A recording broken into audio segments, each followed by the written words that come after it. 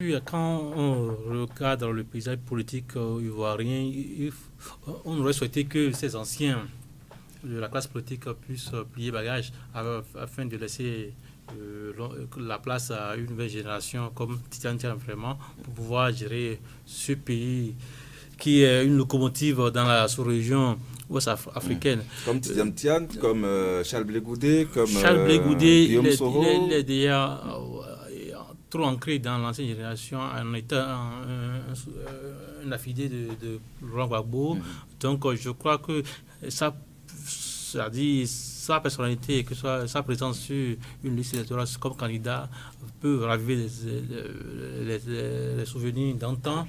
Donc, à mon avis, je ne souhaiterais pas que toute cette classe puisse encore être active dans la politique. Vous ferez la même analyse pour Guillaume Soro. Ivoirien. Même chose pour Guillaume Soro. Mais ce que je voulais dire par rapport au renoncement de la nationalité de Tidiane Tian, je crois que les Ivoiriens doivent quand même prendre leçon de ce qui s'est passé de la crise en 2010, même avant, juste après l'élection de Henri Konan Bédié, parce que la nationalité, comme l'a dit Emmanuel Maïga, c'est pas seulement le papier, c'est juste le papier qui est là, la nationalité française, mais c'est le pays qu'on a porté dans le cœur.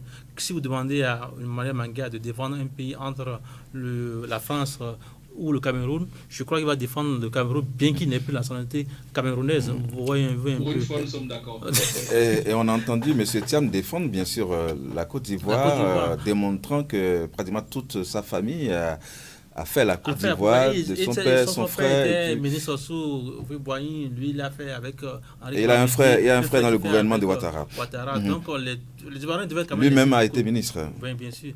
Laisser de côté cette histoire de la nationalité française, ici, et regarder l'homme, qu'est-ce qu'il peut apporter pour la Côte d'Ivoire, qu'est-ce qu'il peut apporter pour l'Afrique. Et là, ils auront beaucoup à gagner.